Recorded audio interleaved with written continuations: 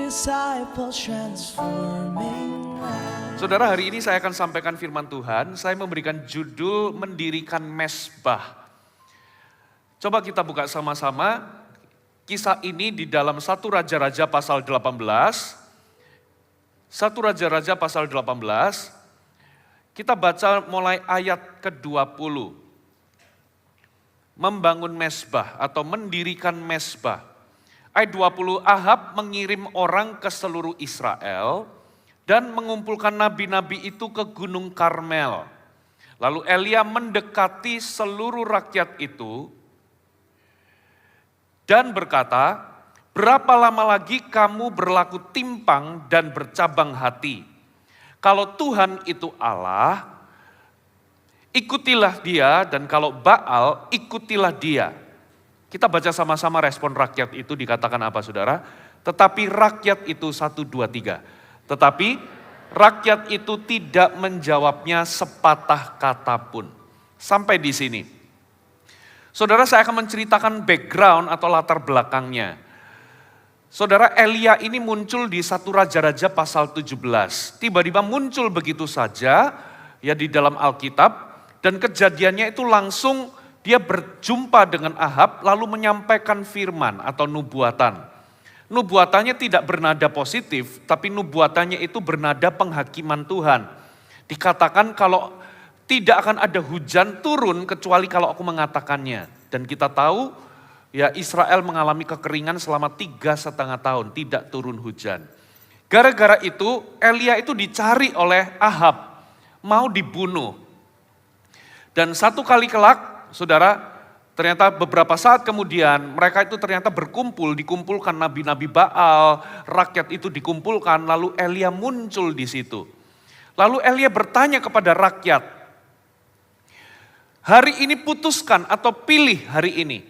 Kalau memang Tuhan atau Yahweh itu adalah Tuhan, ikutilah dia.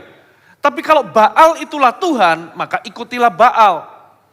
Ternyata rakyat itu tidak menjawab sepatah kata pun atau abstain atau tidak memutuskan. Statusnya itu tidak memutuskan atau tidak mengambil keputusan. Background dari keadaan bangsa Israel, saudara, di zaman Elia, bangsa Israel itu sudah terpecah jadi 2. Ada kerajaan utara dan kerajaan selatan. Kenapa kok terpecah jadi 2? Ini adalah akibat dari pemerintahan Salomo. Di ujung-ujungnya akhirnya Salomo itu menyembah berhala. Dan sebagai penghakiman atau bentuk penghukuman Tuhan, ternyata kerajaan itu dipecah menjadi 2. Kerajaan utara terdiri dari 10 suku, kerajaan selatan terdiri dari 2 suku, yaitu suku Yehuda dan Benyamin. Nah, yang luar biasa adalah kerajaan utara itu dipimpin oleh raja-raja yang membuat hati Tuhan itu sakit. Mereka itu menyembah berhala sampai di zaman pemerintahan Raja Ahab. Nah, menurut Alkitab Raja Ahab ini kejahatannya melebihi daripada raja-raja sebelumnya. Jadi menyakiti hati Tuhan itu lebih daripada raja-raja sebelumnya. Dan Ahab ini menikahi putri dari Raja Sidon yang mana penyembah berhala yang bernama Isabel. Dan Isabel inilah yang menyebabkan seluruh bangsa ini menyembah Baal atau tambah parah penyembahan berhalanya. Dan Elia diutus untuk memberitakan firman atau pertobatan kepada kerajaan utara dari Israel.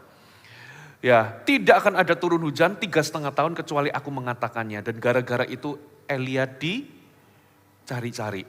Lalu pada sebuah momen ternyata Raja Ahab itu mengumpulkan rakyat dan mengumpulkan nabi-nabi Baal dan di situ muncullah Elia. Lalu Elia mendekati rakyat itu lalu tanya, ambil keputusan hari ini. Kalau Tuhan itulah Tuhan, Yahweh itu adalah Tuhan, ikutilah dia. Tapi kalau Baal, ikutilah dia. Dan ternyata rakyat itu tidak memutuskan apapun. Ini menggambarkan orang Kristen yang sampai hari ini tidak pernah memutuskan untuk sungguh-sungguh ikut Tuhan. Banyak orang Kristen itu menjadi seperti bunglon. Kalau di gereja tampil begitu rohani, tapi begitu pulang ketemu sama orang-orang dunia atau ketemu sama teman kerja, kalau dia mahasiswa dia kembali ke kampus, dia menjadi seperti orang dunia. Bunglon itu kalau dia nempel di background yang hitam, dia menjadi hitam. Nempel di background warna hijau, dia jadi hijau. Inilah yang namanya kompromi atau bercabang hati. Katakan bercabang hati. Apa maksudnya timpang dan bercabang hati? Berlaku timpang dan bercabang hati. Begini saudara, Tuhan itu memilih Israel karena belas kasihannya, karena cintanya. Bukan karena Israel itu bagus, tapi karena cintanya diangkatnya menjadi bangsa pilihan. Dikatakan Israel itu seperti biji matanya Tuhan. Katakan biji mata. Biji mata kita itu kita lindungi, kita jaga, betul ya? Bahkan kalau ada debu ya atau ada benda yang mendekati, kita langsung refleks melindungi biji mata. Nah, Alkitab katakan, saudara, bangsa pilihan orang Israel itu dicintai Tuhan demikian rupa seperti biji mata. Tapi yang terjadi adalah Tuhan mencintai bangsa Israel, tapi Tuhan tidak pernah memiliki hati mereka. Itu sama seperti saudara, itu menikah sama seseorang, Anda mendapatkan orangnya, tapi tidak hatinya. Do you mudeng? Itu sama seperti Anda pacaran sama orang, ya, Anda jalan orangnya, Anda gandeng orangnya, Anda dapatkan orangnya, Anda dapatkan raganya, tapi hatinya ternyata cinta sama orang lain. Itulah yang dilakukan oleh Israel, saudara, terhadap Tuhan. Tuhan itu memiliki Israel, mencintai Israel, tetapi Tuhan tidak pernah mendapatkan hatinya orang Israel. Itulah sebabnya banyak orang Kristen hari ini dicintai Tuhan, mengaku cinta Tuhan, tapi Tuhan tidak pernah memiliki hati kita. Tuhan sama sekali nggak pernah memiliki hati kita. Kenapa saudara? Karena kita mendua hati, kita bercabang, kita ngakunya adalah pengikut Tuhan, kita ngakunya orang Kristen, tapi sebetulnya hati kita masih cinta sama dunia. Kita masih kompromi, kita punya double life. Di gereja kita tampil begitu rupa seperti mencintai Tuhan, tapi dalam perilaku kita sehari-hari tidak menunjukkan bahwa kita mencintai Tuhan. Alkitab katakan, saudara, di dunia ini ada 3. Kalau kita memiliki 3 ini, kasih akan Bapa atau kasih kepada Tuhan itu enggak ada pada kita. Apa itu saudara? Keinginan daging, keinginan mata, dan keangkuhan hidup. Kita seringkali flirting sama dunia. Kita ini statusnya mempelai Kristus, tapi hati kita cinta sama dunia. Nah, bangsa Israel abstain. Dia nggak mau ke kiri, dia juga nggak mau ke kanan. Dia ada di jalan tengah yang namanya jalan abu-abu. Saudara, dalam kekristenan tidak ada area abu-abu. Either Anda panas atau dingin sekalian. Anda cinta Tuhan atau cinta dunia sekalian. Gak ada aku cinta Tuhan tapi juga cinta dunia. Gak ada. Ya, bangsa Israel menunjukkan bahwa mereka abstain, mereka kompromi, mereka tidak memilih. Lalu apa yang terjadi? Coba kita lihat ayat selanjutnya. Saudara, bangsa Israel waktu itu populasinya itu 5 juta. Dan kalau Anda baca di pasal berikutnya, ternyata yang tidak mencium Baal itu kurang lebih ada 7.000 orang. 7.000 dibanding 5 juta, itu saya hitung gak ada 1%, saudara. Itu 0,14%. Bayangkan dari 5 juta orang, cuman 7.000 atau 0,14% yang hidupnya sungguh-sungguh ikut Tuhan. Saudara, mengenaskan saudara di zaman itu. Nah, coba kita lihat ayat 22. Lalu Elia berkata kepada rakyat, hanya aku seorang diri yang tinggal sebagai nabi Tuhan. Bukan hanya dia, sebetulnya ada 7.000 orang yang lain. Padahal nabi-nabi Baal itu ada 450 orang. Memang di kejadian itu yang muncul cuman Elia dibanding 450 nabi. Namun baiklah diberikan kepada kami 2 ekor lembu jantan. Biarlah mereka memilih seekor lembu, memotong-motongnya, menaruh ke atas kayu api, tetapi mereka tidak boleh menaruh api. Aku pun akan mengolah lembu yang seekor lagi meletakkannya atas kayu api dan juga tidak akan menaruh api. Kemudian biarlah kamu memanggil nama Allahmu dan aku akan memanggil nama Tuhan. Maka Allah yang menjawab dengan api, dialah Allah. Katakan Allah yang menjawab dengan api, dialah Allah. Seluruh rakyat menyahut katanya, baiklah demikian. Kemudian Elia berkata kepada nabi-nabi Baal itu, pilih seekor lembu. Jadi kan disuruh sediain 2 lembu. Pilih dari antara 2 ini, ambil untuk engkau persembahkan. Ya, mereka mengambil lembu yang diberikan kepada mereka. Ayat 25 ya. Kemudian Elia berkata kepada nabi-nabi Baal itu, pilihlah seekor lembu, olahlah itu dulu. Karena kamu ini banyak. Sesudah itu panggil nama Allahmu, tetapi kamu tidak boleh menaruh api. Jadi nggak boleh dibakar.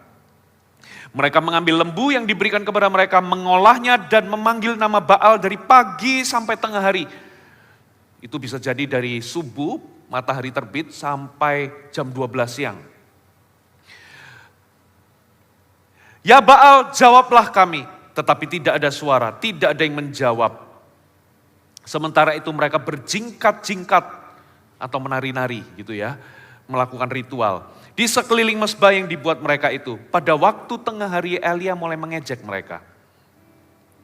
Katanya, panggillah lebih keras, bukankah dia Allah? Mungkin ia merenung, mungkin ada urusannya, mungkin ia bepergian, barangkali ia tidur, belum terjaga, maka mereka memanggil lebih keras dan menoreh-noreh dirinya, jadi menyayat-nyayat dengan pedang. Sehingga dengan pedang dan tombak seperti kebiasaan mereka, sehingga darah bercucuran dari tubuh mereka. Sesudah lewat tengah hari, mereka kerasukan sampai pada mempersembahkan korban petang. Tetapi tidak ada suara, tidak ada yang menjawab, tidak ada perhatian sama sekali. Coba perhatikan, mereka itu kerasukan, berarti setan itu nyata loh. Tapi setan bukan Tuhan, karena ternyata iblis tidak bisa menjawab dengan api. Katakan amin. Tidak ada respon. Mereka teriak-teriak, tidak ada jawaban. Tidak ada perhatian. Elia mengejek-ejek. Jadi pada dasarnya Elia langsung bikin kontes di situ. Ketika rakyat itu tidak menjawab, oke, kita bikin kontes. Ambil 2 lembu, suruh nabi-nabi Baal pilih salah satu di antaranya. Nanti salah satunya akan aku pakai untuk mempersembahkan kepada Tuhan. Kamu harus memotong, mengolahnya, tapi nggak boleh menaruh api. Nanti Tuhan yang menjawab dengan api, dialah Tuhan yang sesungguhnya. Rakyat deal, oke. Gitu ya, lalu disusun gitu ya. Pertama-tama giliran nabi-nabi Baal. Mereka sudah teriak-teriak, ya Baal jawablah kami. Baal jawablah kami, tidak ada jawaban. Dari jam 6 pagi sampai jam 12 siang. Tidak ada jawaban. Panggil lebih keras, Elia mulai mengejek. Mungkin dia tidur, mungkin dia lagi bepergian, mungkin dia lagi ada urusan. Panggil lebih keras, kali ini mereka melakukan ritual yang lebih sadis. Mereka menyayat diri mereka, darah bercucuran. Ya pakai tombak dan pedang loh Bapak Ibu. Dan tidak sedikit dari mereka akhirnya kerasukan setan. Kesurupan lah bahasanya gitu ya. Tapi tetap tidak ada respon. Saudara, dan itu diperhatikan oleh rakyat. Nah sekarang giliran Elia. Coba kita lihat ayat selanjutnya, ayat 30 ya. Apa yang dilakukan Elia? Ayat yang ke-30. Kata Elia kepada seluruh rakyat itu, datanglah dekat kepadaku. Maka mendekatlah seluruh rakyat itu kepadanya, lalu ia memperbaiki mezbah Tuhan yang telah diruntuhkannya itu. Jadi ternyata hal pertama yang dilakukan oleh Elia adalah, Elia menyuruh rakyat itu mendekat untuk melihat dia, lalu hal pertama yang dilakukan adalah Elia memperbaiki mezbah yang telah runtuh. Saudara, lalu apa yang terjadi? Coba kita baca ayat selanjutnya. Kata Elia kepada seluruh rakyat. Ayat 31. Kemudian Elia mengambil 12 batu. Berapa saudara? Menurut jumlah suku keturunan Yakub. Kepada Yakub ini telah datang firman Tuhan, engkau akan bernama Israel. Ia mendirikan batu-batu itu menjadi mezbah demi nama Tuhan. Jadi mezbahnya sudah runtuh, ya, didirikan pakai batu-batu itu, dibangun kembali. Dan membuat suatu parit sekeliling mezbah yang dapat memuat 2 sukat benih. Ia menyusun kayu api, memotong lembu itu, dan menaruh potongan-potongannya di atas kayu api itu. Sampai sini. Apa yang dilakukan Elia? Pertama kali, memperbaiki mezbah. Yang dilakukan Elia itu bukan mendirikan mezbah baru, tapi memperbaiki mezbah yang sudah ada, sudah pernah digunakan, tapi telah diabaikan bertahun-tahun tidak lagi pernah digunakan. Saudara, jadi yang pertama dilakukan, dia kumpulkan batu, disusun, dan Elia ini melakukannya ini panjang loh waktunya, bukan hanya sejam 2 jam. Jadi itu butuh effort, disusun satu persatu. Kalau di situ itu ada tanaman rambat atau ilalang itu harus dicabut. Setelah disusun, apa yang terjadi? Elia membuat parit. Setelah membuat parit, Elia menyusun kayu api. Katakan menyusun kayu api. Berarti Elia itu menyusun kayu api itu enggak sekedar ditumpuk, tapi disusun dengan teratur satu persatu. Sehingga kalau itu menyala, itu bisa menyala dengan rata. Nah, Bapak Ibu perhatikan. Elia mungkin bisa menyusun batunya. Elia mungkin bisa menyusun kayu apinya. Tapi untuk mendatangkan api, saudara, ia harus melakukan satu hal yang paling penting. Ia harus mempersembahkan korban. Katakan amin. Baru setelah korban itu dipotong, lembu itu dipotong, baru api itu dikirim sama Tuhan. Bapak Ibu, mezbah bukanlah mezbah kalau tidak ada korban. Ada amin? Nah, Bapak Ibu, pernah enggak saudara itu merenungkan, kenapa hari ini Anda seringkali gagal untuk hidup kudus? Kenapa dalam perjalanan kekristenan Anda itu struggle jatuh bangun terus dalam dosa? Simple, perbedaan utamanya adalah tidak ada api dalam hati Anda. Tidak ada api dalam dirimu. Mezbah yang sesungguhnya bagi umat Tuhan, itu bukan mezbah, itu dalam bahasa Inggrisnya altar. Altar sesungguhnya atau mezbah sesungguhnya itu adalah hati, katakan hati. Mezbah itulah hati, hati itulah mezbah bagi Tuhan. Nah masalahnya banyak orang Kristen itu gak punya api Tuhan dalam hatinya. Itulah yang membuat perbedaan kenapa hari ini Anda susah untuk hidup kudus. Kenapa beberapa di antara Anda itu susah untuk bergairah bagi Tuhan. Anda sudah mencoba untuk bersemangat, Anda sudah mencoba untuk mengapi-apikan diri, tapi Anda selalu gagal. Kenapa? Karena api Anda itu cuma semangat dari jiwa Anda. Tapi bukan lahir dari api Tuhan yang ada dalam hati Anda. Kalau api Tuhan itu beda. Anak-anak muda bisa kelihatan bersemangat. Tapi belum tentu itu semangat dari api Tuhan. Bisa jadi itu cuma excitement atau semangat kemudaan. Kenapa ada beberapa orang ketika melayani burn out.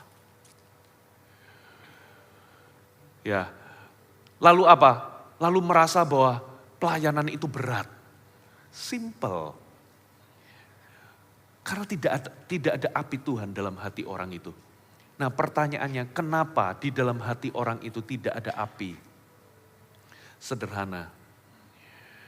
Mezbah bukanlah mezbah tanpa korban. Katakan amin. Anda bisa susun batunya, Anda bisa kasih kayu api, tapi itu bukanlah mezbah kalau tidak ada korban yang diletakkan di atas.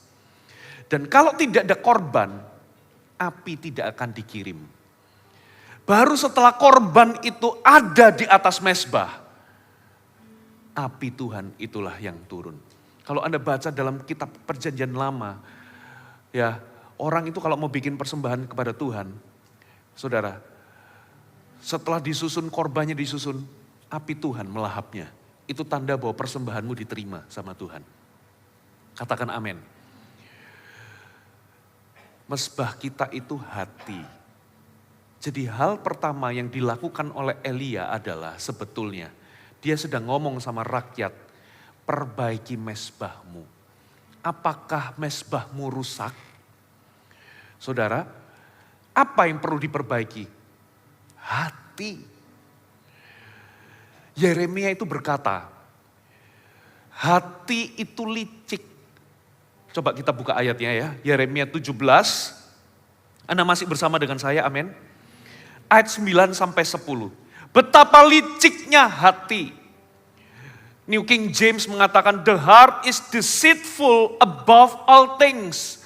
Hati ini paling licik, paling menipu lebih daripada segala sesuatu.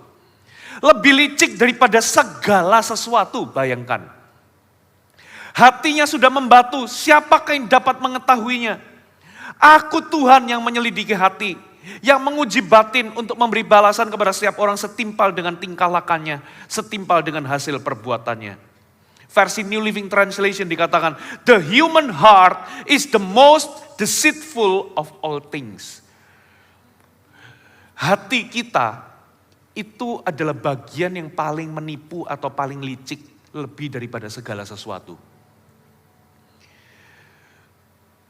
Betapa kita ini harus betul-betul jaga hati loh. Kenapa saudara? Anda bisa di sebuah momen bisa melakukan perkara-perkara yang suci dan kudus dan besar bagi Tuhan.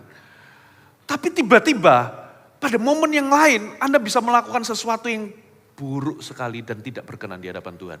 Kenapa? Karena hati kita ini bisa menipu kita.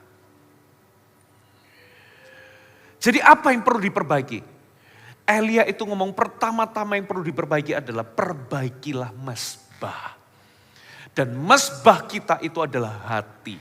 Karena di dalam hati ini, hati kita itu bisa keras, gak mau bertobat. Hati kita itu bisa hati yang memberontak. Hati kita itu bisa hati yang kecewa sama Tuhan. Hati kita itu bisa menjadi hati yang marah sama Tuhan. Hati yang menjauh dari Tuhan. Katakan menjauh. Hati yang bisa kompromi, hati kita itu bisa jahat. Makanya yang pertama-tama yang Elia katakan adalah perbaikilah mesbahmu. Ada amin? Dan ketika kita memperbaiki mesbah, perhatikan, api itu tidak akan pernah dikirim kalau tidak ada korban. Dan tahukah saudara siapa korbannya? Saudara, kalau Anda membangun mesbah, maka korbannya adalah dirimu. Kalau saya membangun mesbah, maka korbannya adalah diriku. Ada amin? Nah, disinilah yang membedakan. Kenapa ada orang-orang yang sampai hari ini gak bisa hidup sungguh-sungguh sama Tuhan. Gagal terus hidup kudus. Karena memang dari awal dia tidak pernah mempersembahkan hidupnya. Kenapa ada orang-orang kok di dalam pelayanan kok bisa burn out lalu merasa diperdaya. Ya merasa gereja ini mencuri hidupnya, mencuri banyak hal dari hidupnya, waktunya, tenaganya. Lalu sikapnya di dalam pelayanan itu bisa hitung-hitungan sama Tuhan. Simple. Kenapa dia burn out? Karena memang sejak awal pelayanannya itu bukan berdasar persembahan hidupnya. Persembahan hatinya. Katakan amin. Kenapa ada orang sulit sekali berapi-api? Karena memang sejak awal ia tidak pernah mempersembahkan hatinya sama Tuhan. Makanya ketika kita mendirikan mesbah, from times to times, kita ini perlu mempersembahkan hidup kita atau hati kita kepada Tuhan. Ada amin saudara? Dengan jalan demikian, barulah Anda itu bisa menang. Barulah Anda itu bisa berapi-api sama Tuhan. Karena ada api Roh Kudus, ada api Tuhan dalam hatimu. Bukan api, saudara, Nadab dan Abihu. Kita baca ya, satu ayat.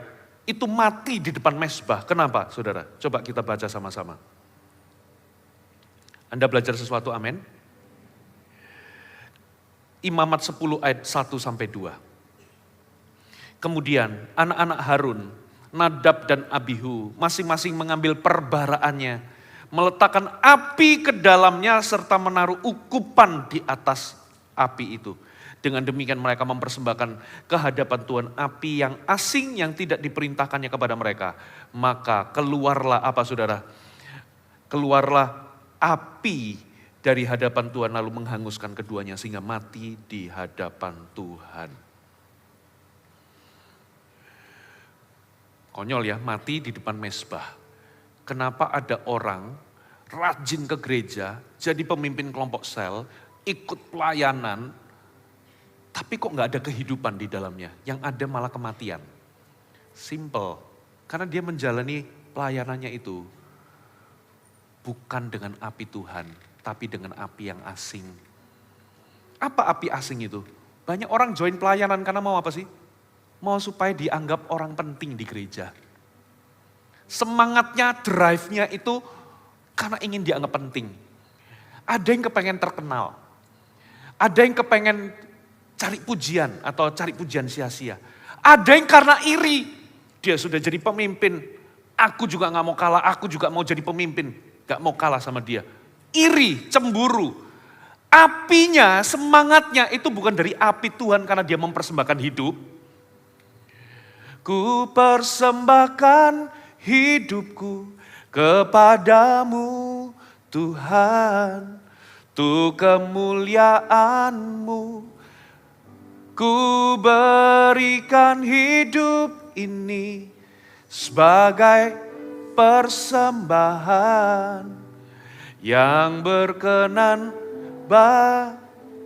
Jadi bukan karena dia mempersembahkan hidup, tapi lebih karena persaingan, itu api asing.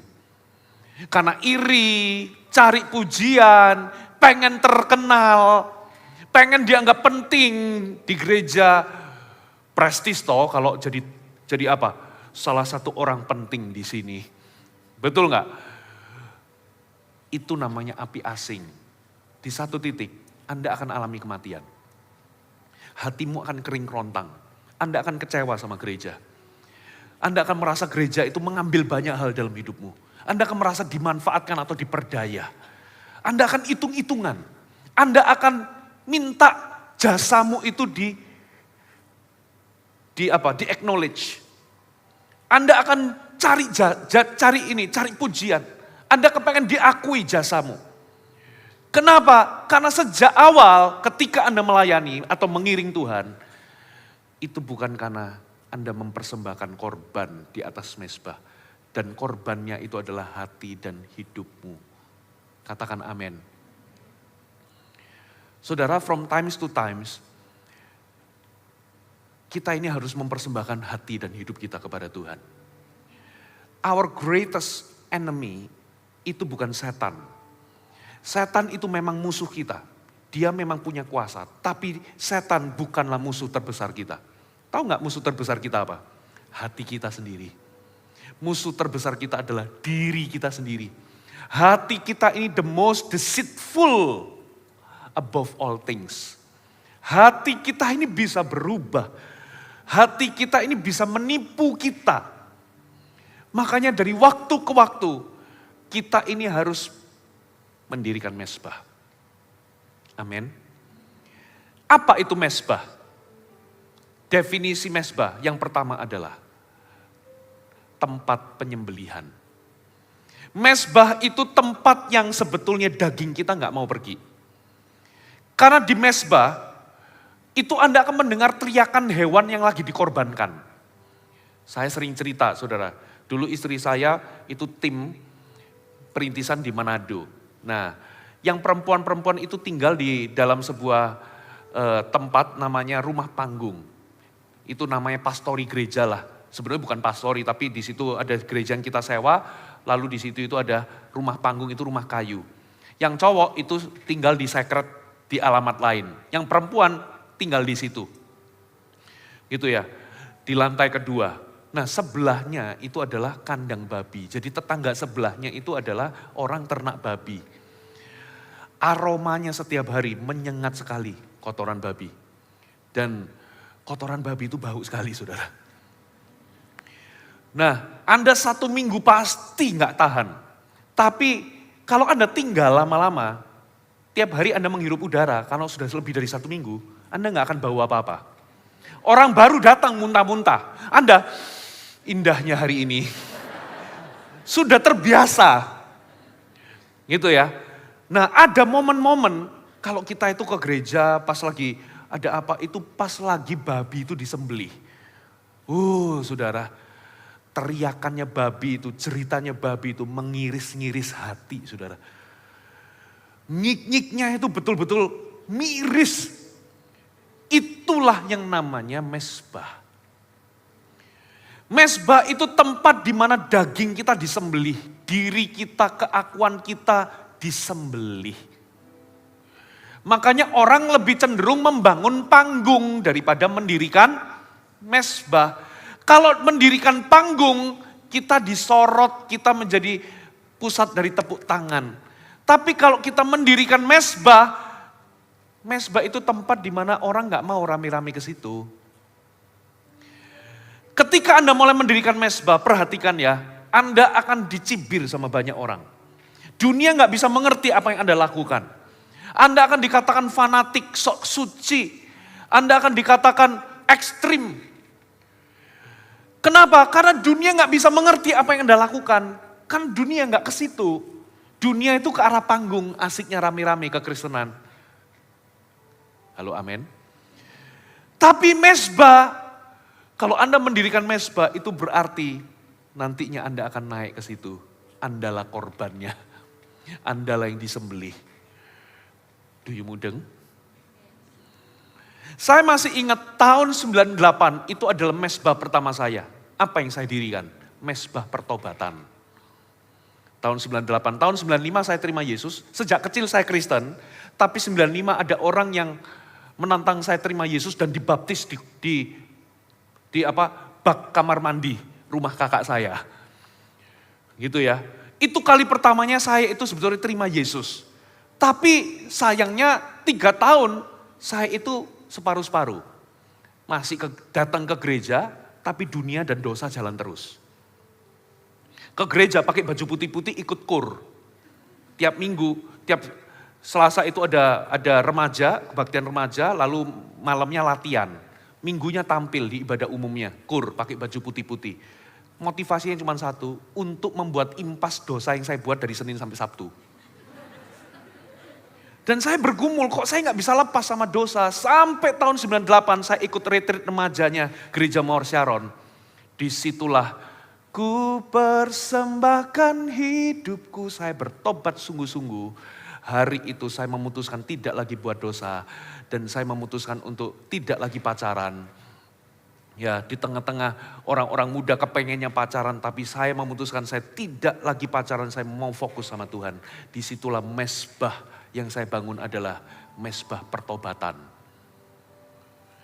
Halo, amin. Tahun 99 sampai tahun 2001 itu mezbah panggilan. Saya berdoa di Bukit Doa, tahun 99 saya dengar ada suara, nggak audible. Waktu itu saya menyembah 10 jam. Sorry, tahun 99 itu mezbah yang saya bangun itu adalah mezbah keintiman atau pengenalan. Di tahun-tahun itu saya cari Tuhan, saya bangun jam doa saya bangun kehidupan penyembahan saya. Saya mempersembahkan hidupku untuk mengenal Tuhan. Itu yang saya kejar. Tahun 2001. Dan tahun 99 itu waktu saya nyembah itu muncul suara, maukah engkau menjadi hambaku? Di dalam hati, kenceng sekali. Saya bingung, waduh jadi hamba Tuhan, waduh apa ini? Begitu kan. Tapi saya keep aja, tahun 2001 panggilan itu datang kepada saya. Dan saya serahkan hidup saya untuk jadi full time. Ya, semi lah masih kuliah tapi juga saya sudah jadi full time, jadi gembala, pelajar waktu itu. Tahun 2002, setelah saya lulus, saudara, antara masih proses kelulusan, saya sudah diutus untuk pergi ke Manado. Untuk itu saya harus disidang sama keluarga. Ya, kamu masa depanmu gimana? Kamu kok nggak jelas begini, mau apa? Kok malah mau pelayanan, mau jadi hamba Tuhan? Ya mau makan apa? Tiap kali kalau Imlek kumpul selalu dibodoh-bodohin sama beberapa anggota keluarga. Kamu bodoh, kamu goblok. Harusnya kamu itu bisnis. Kamu begini, kamu gereja, kamu makan apa? Masa depanmu gimana? Kamu makan batu dan sebagainya. Tapi di tahun itu pendirianku teguh. Di masa mudaku terbentang sebetulnya ada tawaran-tawaran untuk jadi kepala pabrik lah apa dan sebagainya. Atau buka toko dan sebagainya. Saya letakkan itu semua. Saya naik ke mesbah. Ku persembahkan diriku untuk melayanimu sepenuh waktu. Disembeli. Saya nggak ngomong Anda harus jadi pendeta semua ya, tidak. Tapi from times to times, kita harus mempersembahkan hati dan hidup kita. Tahun 2006, mesbah yang saya bangun mendirikan itu adalah mesbah pemurnian. Saya ditarik ya dari Manado, diutus ke Malaysia, lalu ditarik ke Jakarta sini. Mulai dari bawah lagi nggak jadi gembala, jadi staff. Itu mesbah pemurnian. Ya di situ saya letakkan diri saya, Tuhan, aku persembahkan hidupku untuk melayanimu. Walaupun aku hari ini mungkin gak jadi gembala. Saya punya anak rohani di kota Manado, ketika retreat gembala, anak rohani saya itu tidurnya di ruangan untuk gembala. Saya tidurnya di bangsal, bareng yang lain. Kalau ketemu pas-pasan dia bingung, lihat saya, loh ini kan bapakku kok malah sekarang posisinya di bawah aku. Saya hari itu meletakkan diri saya di hadapan Tuhan. Aku gak penting jabatan. Aku melayanimu. Merintis kota Jakarta bersama dengan rekan yang lain. Tahun 2010 juga mesbah pemurnian. Gedung ini mau dibangun. Waktu itu kita berhasil sewa tempat ini. Kita akan menginginkan ada di Central Park. Akhirnya gereja di pusat menyetujui. Secara dana kita sebetulnya nggak bisa sewa, tapi ditalangi sama pusat, disubsidi sama pusat. Senengnya bukan main, jemaat masih 200. Masih ingat bersama dengan tim ke gedung ini masih kosongan, masih bare, ini belum ada panggungnya. Saya sengaja berdiri di atas sini, di daerah sini, gitu ya. Lalu saya bayangin, khotbah di depan ribuan orang. Saya bayangin tempat ini penuh. Waktu itu yang di bawah balkon itu, di bawah mezanin itu ruangan anak, jadi kecil, belum dijebol, dan kita juga belum sewa yang sana. Saya membayangkan, saya bermimpi, saya doa, saya bayangin hari ini, apa yang saya bayangkan, sudah bertahun-tahun yang lampau sudah tercapai. Gitu ya. Nah, jangan tepuk tangan dulu. Nah, setelah excitement saya membangun mimpi, waduh ini GMS Jakarta, apalagi lihat 3D-nya. Desain 3D-nya, waduh bagus, ini menjadi gereja yang paling bagus di seluruh GMS. Bermimpi berbunga-bunga, wah udah semangat on fire. Di mobil tiba-tiba istri saya ngomong gini, kalau Koko dipindah lagi ke kota lain setelah gedung ini jadi gimana? Saya langsung spontan, lemes aku Len. Tapi hati saya langsung, saya tahu Tuhan lagi dealing sama saya. Malamnya saya berlutut, ya di tengah gelap istri saya waktu itu nggak tahu, saya berlutut, saya angkat tangan, saya nangis. Tuhan, kalau memang aku dipindah lagi setelah gedung ini jadi, semua mimpiku juga tak taruh atas pelayanan yang aku mimpikan ini. Aku mau, aku pastikan Tuhan nggak kehilangan Fuji. Saya mendirikan mesbah dan aku letakkan diriku di atas. Malah sampai hari ini saya nggak dipindah-pindah.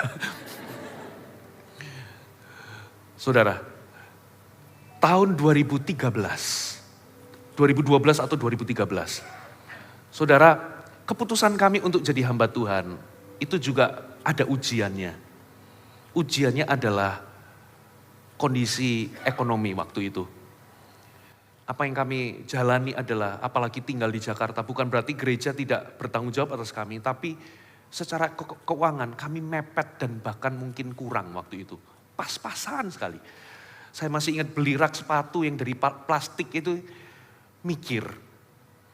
Ada momen saya pulang ke Surabaya karena ada teman mau ngadakan teman sekolah mau, karena ada salah satu guru sekolah saya itu sakit, lalu kita ngumpul yuk doain untuk terbang ke Surabaya, itu uang satu-satunya. Mikir. Sementara kalau saya pulang ke Surabaya, saya lihat koko saya, keluarga saya itu kakak pertama, ya cici saya tambah diberkati, mobilnya tambah-tambah. Saya, kok gini ya Tuhan? Ada godaan saudara. Kok hidupku gini-gini aja, gak punya rumah. Ya orang tua saya nanya, kamu gimana? Ya orang tua saya mau jemaatmu banyak tapi orang tua taunya satu. Kamu gimana hidupmu? Di momen itu saya bergumul, kok gini ya? Itu godaan, itu ujian saudara. Tapi di Surabaya itu ketika saya melihat rumah koko saya yang tambah bagus itu, di kamar itu, saya ngomong begini, Tuhan, hatiku teguh, aku akan tetap berada di jalur-Mu. Aku tidak akan bisnis, aku tetap melayani Tuhan sepenuh waktu. Itu sudah settle. Aku persembahkan hidupku sekali lagi. Settle, mau aku gak bisa makan pun aku gak akan tinggalkan panggilanku. Intinya begitu loh. Dan hari itu saya berdoa, Tuhan, kalau aku jadi hamba Tuhan, aku sudah serahkan hidupku begini, aku gak mau jadi hamba Tuhan yang biasa-biasa.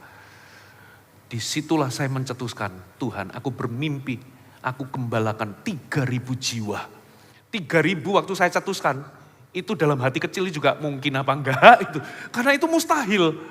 Di waktu saya sebut itu kayak sesuatu yang mungkin enggak sih, 3.000 itu besar.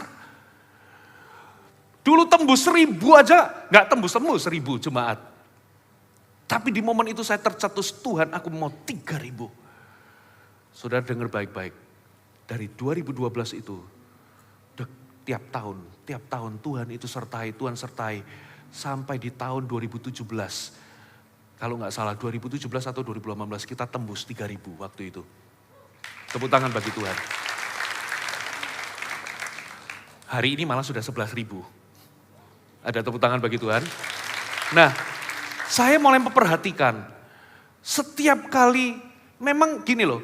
Mezbah itu yang pertama tempat penyembelihan. Tapi mezbah itu juga tempat di mana Anda ditinggikan. Makanya saya perhatikan, tiap kali kalau saya itu mempersembahkan hidupku sama Tuhan, selalu ada pemakaian. Tahun 2017 itu saya mendirikan mezbah lagi. Karena di tahun itu adalah tahun-tahun sulit buat saya. Ya, tahun-tahun itu antara kompromi integritas itu dipertaruhkan. Dan sulit sekali di tahun itu saya mempersembahkan, saya tetap akan berintegritas sekalipun saya dianiaya dalam tanda kutip. Dan saya mendirikan mezbah itu, saya kasih nama mezbah penyertaan tahun 2017 itu. Dan ketika saya betul-betul mempersembahkan hidup saya tahun 2017 itu, dari 2.300, dari sejak 2017, selama 5 tahun Tuhan bawa sampai hari ini 11.000. Saudara, dari sini saya bisa tahu bahwa tiap kali kalau Anda mempersembahkan korban, mempersembahkan dirimu, api akan turun.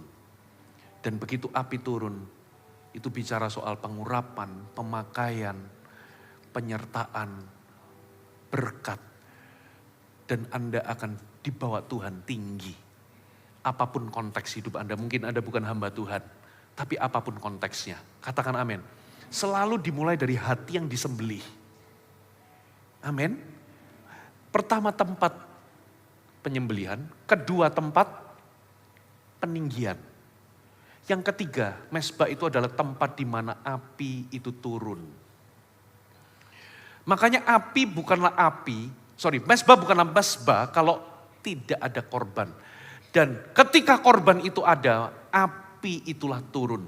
Disinilah Bapak Ibu, kalau Anda punya api Tuhan dalam dirimu, karena Anda menyerahkan hidupmu, itu beda dengan cuma sekedar semangat karena jiwa. Karena Anda masih muda. Katakan amin. Saya percaya sesetres-stresnya pelayananmu, Anda nggak akan burn out. Katakan amin. Sekalipun tekanan itu ada, masalah itu ada, Anda nggak akan kecewa sama Tuhan. Sekalipun godaan itu makin nyata dalam kehidupan ini, Anda nggak gampang-gampang kompromi. Why? Karena ada api Roh Kudus. Itulah yang membedakan. Makanya yang paling membedakan, yang membuat perbedaan hidupnya orang Kristen itu adalah api dari Tuhan. Do you mudeng? Saya sulit menjelaskan ini ya. Nah hari ini api apa yang Anda bawa? Api asing atau api Tuhan? Ketika Anda mengiring Tuhan, api apa yang ada dalam hati Anda? Apakah api Tuhan karena Anda mendirikan mezbah dan Anda persembahkan hidup Anda? Atau api yang lain? Asiknya rame-rame, kekristenan yang penting asiknya rame-rame. No, pastikan itu adalah api Tuhan. Saya tutup dengan satu kisah, saudara, yaitu Simson. Coba kita buka sama-sama. Hakim-Hakim pasal 16, ayat 25 sampai 30. Ketika hati mereka riang gembira, maksudnya orang-orang Filistin, berkatalah mereka, panggillah Simson untuk melawak bagi kita. Sudah muncul ya. Simson dipanggil dari penjara, lalu ia melawak di depan mereka. Kemudian mereka menyuruh dia berdiri di antara tiang-tiang. Berkatalah Simson kepada anak yang menuntun dia, lepaskan aku dan biarkan aku meraba-raba tiang penyangga rumah ini, supaya aku dapat bersandar kepadanya. Adapun gedung itu penuh dengan laki-laki dan perempuan. Segala raja kota orang Filistin ada di sana. Dan di atas soto ada kira-kira 3.000 orang laki-laki dan perempuan yang menonton lawak Simson itu. Berserulah Simson kepada Tuhan, katanya, ya Tuhan Allah, ingatlah kiranya kepadaku dan buatlah aku kuat sekali ini saja. Ya Allah, supaya dengan satu pembalasan juga aku balaskan kedua mataku itu kepada orang Filistin. Kemudian Simson merangkul kedua tiang yang paling tengah penyangga rumah itu, lalu bertopang pada tiang yang satu dengan tangan kanannya dan kepada tiang yang lain dengan tangan kirinya. Berkatalah Simson, biarlah kiranya aku mati bersama-sama orang Filistin itu. Lalu membungkuklah ia sekuat-kuatnya, maka rubuhlah rumah itu menimpa raja-raja kota itu dan seluruh orang banyak yang ada di dalamnya. Kita baca kalimat terakhirnya, 1, 2, 3. Yang mati dibunuhnya pada waktu matinya itu lebih banyak daripada yang dibunuhnya pada waktu hidupnya. Simson ini adalah cerita yang tragis sebetulnya. Dia itu adalah nasir. Dia dari sejak kecil, orang tuanya itu, papanya itu menikahi seorang yang mandul. Tapi malaikat akhirnya, Tuhan itu akhirnya mengutus malaikat untuk memberitahu bahwa nanti seorang anak akan lahir. Dan anak ini adalah seorang nazir. Jadi ibu itu, mamanya itu gak boleh minum anggur, gak boleh melakukan hal-hal yang bertentangan dengan kaulnya nasir. Saya pakai kata kaul ya. Nasir itu rambutnya gak boleh dicukur, dia gak boleh menyentuh mayat, dia tidak boleh minum anggur. Nah ternyata Simson ini ketika dia tumbuh, ternyata dia dikasih karunia, yaitu tenaganya kayak Incredible Hulk. Bener-bener itu real gitu ya. Ini bukan fiksi, bukan komik. Dan apa yang terjadi? Ternyata Simson ini melakukan banyak pelanggaran dari apa yang dikaulkan sebagai seorang nasir. Yang pertama, saya nggak bisa buka satu-satu ya, Anda percaya aja sama saya. Yang pertama, dia ingin mencari istri atau menikahi orang Filistin atau wanita Filistin. Yang mana itu bertentangan dengan kenasirannya. Jangankan nasir, orang Yahudi sendiri, orang Israel itu nggak boleh kawin campur. Apalagi nasir. Yang kedua, satu kali dia itu pernah menyentuh mayatnya singa. Karena di dalamnya itu ada madu. Dicedok madunya, dia kasih ke orang tuanya tapi dia gak kasih tahu. Dia tahu kalau itu salah. Bahwa itu diambil dari jasadnya singa. Yang ketiga, di Hakim-Hakim 14 kalau gak salah ayat 10. Di Alkitab mengatakan bahwa dia mengadakan pesta perjamuan Hakim-Hakim 14 ayat 10. Setelah ayahnya pergi kepada perempuan itu, Simson mengadakan pesta perjamuan di situ, di sana. Sebab demikianlah biasanya dilakukan orang-orang muda. Di Alkitab memang tidak tertulis bahwa itu pesta apa. Tapi secara literal, pesta yang dilakukan oleh biasanya anak-anak muda itu adalah pesta minuman keras. Pesta minum anggur. Memang di sini nggak dijelaskan, tapi itu secara literal artinya itu pesta minum anggur. Jadi dia itu minum anggur. Ujungnya dia berbuat dosa, dia kasih teka-teki lalu dia bunuh orang. Gitu ya. Dan yang berikutnya dia menghampiri atau tidur dengan pelacur di Gaza. Dan bukan hanya seorang pelacur, dia juga jatuh cinta sama seorang yang namanya Delilah. Disitulah rahasianya terbongkar. Setelah dirayu-rayu, rambutnya dicukur dan dia kehilangan kenasirannya. Dan kehilangan kekuatannya. Dia ditangkap, matanya dicongkel, dibutakan. Dia jadi di penjara itu dia cuma menggiling. Isinya itu menggiling gitu ya. Dan satu kali para orang-orang Filistin kumpul jadi satu, ingin merayakan kemenangan mereka terhadap Simson. Karena Simson ini kuat, nggak bisa dibunuh. Ya, tujuannya apa dikumpulkan di situ? Mereka ingin memuji Dagon sebagai dewa mereka yang telah melepaskan mereka dari tangan Simson. Nah, yang mereka lakukan, Simsonnya itu dipanggil untuk jadi bahan olok-olokan, untuk dijadikan pelawak. Nah, di akhir hidupnya Simson inilah, saudara, Simson membunuh lebih banyak daripada waktu dia hidup. Jadi, yang dia lakukan, tindakan gagal perkasa yang dia lakukan untuk membela bangsanya terhadap penjajah, yang dibunuhnya itu dikompilasi, diakumulasi, jumlahnya nggak sebanding dengan yang dibunuhnya waktu mati. Tragis ya. Tapi yang menjadi pertanyaan, kenapa kok Simson membunuh lebih banyak di ujung hidupnya ketimbang di masa hidupnya? Itu yang menjadi pertanyaan.